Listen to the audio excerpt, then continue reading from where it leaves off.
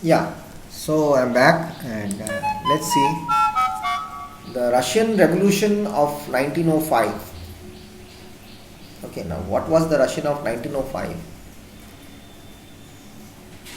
Also known as the First Russian Revolution, was a wave of mass political and social unrest that spread through vast areas of the Russian Empire, some of which was directed at the government. It included worker strikes, peasants' unrest, and military mutinies. Major basic thing was a major factor contributing to the cause of revolutions of 1917s. The events of Bloody Sunday triggered nationwide protests and soldier mutinies. A council of workers called the St. Petersburg Soviet Council of Workers called the St. Petersburg Soviet was created in this chaos. Now, what was the Bloody Sunday? Just a basic information. Bloody Sunday was the name given to events of 22nd January 1905 in St. Petersburg, Russia, when unarmed demonstrators led by Father Gregory Georgy Gapon were fired upon by soldiers of the Imperial Guard. They marched towards they were going on a march, like the Jallianwala Bagh case. A council of workers called the St. Petersburg Soviet. Petrograd Soviet of Workers Delegates was a workers' council or Soviet in St. Petersburg.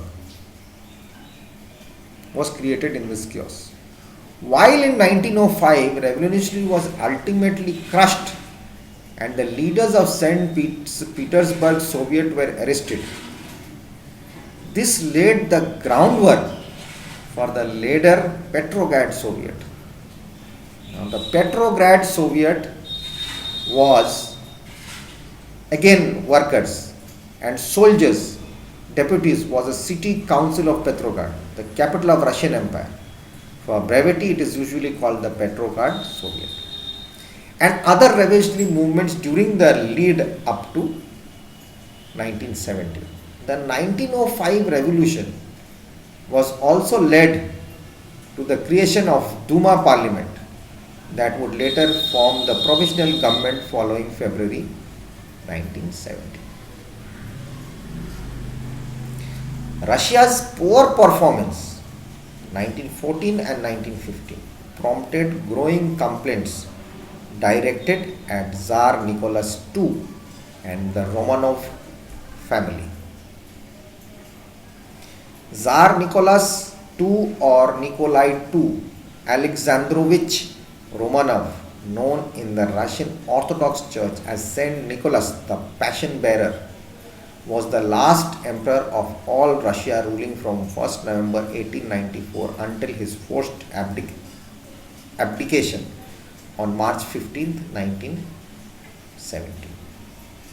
That is Tsar Nicholas and the Romanov family.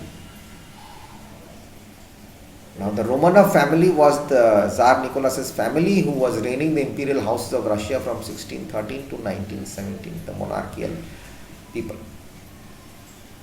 A short wave of patriotic nationalism ended in the faces of defeats and poor condition. The Tsar made the situation more worse by taking personal control of the army in 1915, a challenge far beyond his skills. He was now held personally responsible for Russia's continuing defeats and losses. In addition, Tsarina Alexandra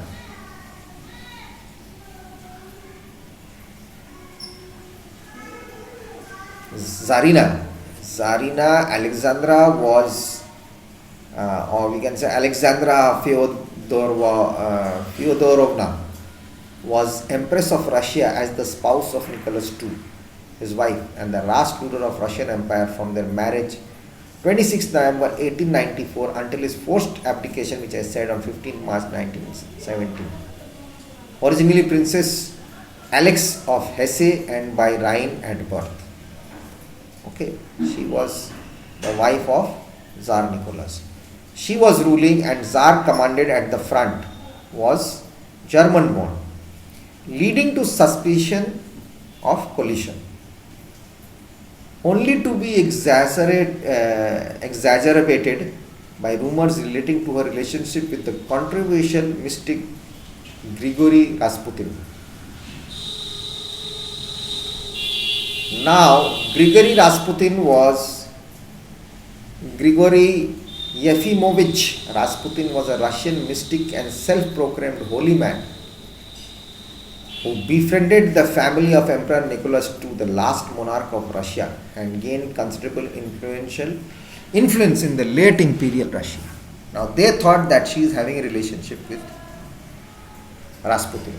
Now Rasputin's influence led to disastrous ministerial appointments and corruption, resulting in a worsening condition within Russia. After the entry of the Ottoman Empire on the side of the Central Powers in 1914, Russia was deprived of a major trade route to the Mediterranean Sea, which worsened the economic crisis and the munitions shortages. Meanwhile, Germany was able to produce great amounts of munitions while constantly fighting on two major battlefronts. The condition during the war resulted in a devastating loss of morale within the Russian army and the general population of Russia itself. This was particularly apparent in the cities, owing to a lack of food in response to the disruption of agriculture automatically. Food scarcity had become a considerable problem in Russia, but the cause of this did not lie in any failure of the harvests, which had not been significantly altered during wartime. The indirect reason was that the government, in order to finance the war, printed millions of ruble notes, and by 1917 inflation had made prices increase up to 4 times what they had been in 1914.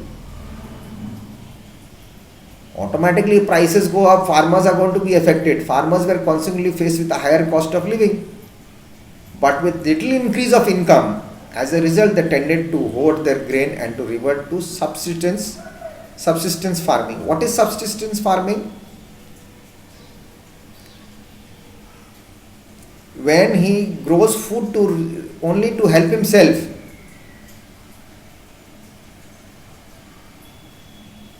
with little or no surplus at all.